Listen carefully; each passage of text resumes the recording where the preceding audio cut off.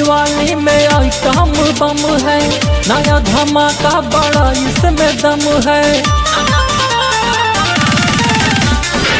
आया दिवाली में item bomb है, नया धमाका बड़ा इसमें दम है। दे दो भाव से ले मुद पैसा घटा के। देखिए धंधे का टाइम है, दिमाग मत खराब करिए। लेना है तो लो, नहीं तो जाओ, और भी हैं लेने वाले। ठीक है, जाओ यहाँ से। ले लो पटाखे, ले लो पटाखे, ले लो पटाखे, ले लो पटाखे।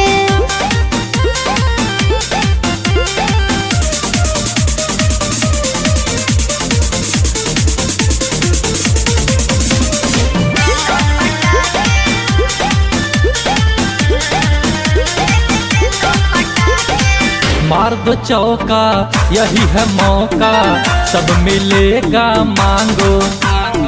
नया ब्रांड है, इसका डिमांड है, जागो ग्राहक जागो।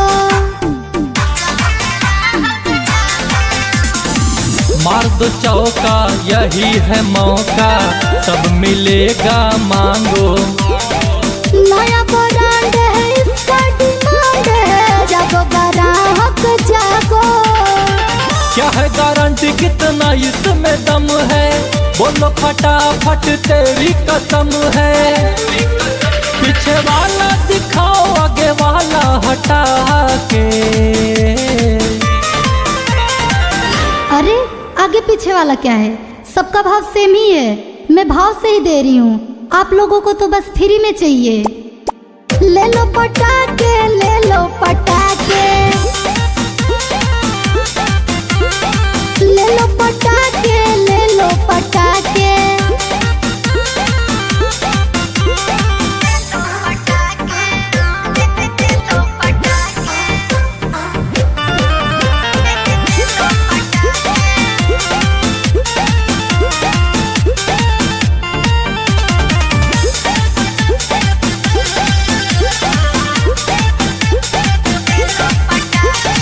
जलेगा लंका, मुझे है शंका, देख कर तुम्हें चंदा।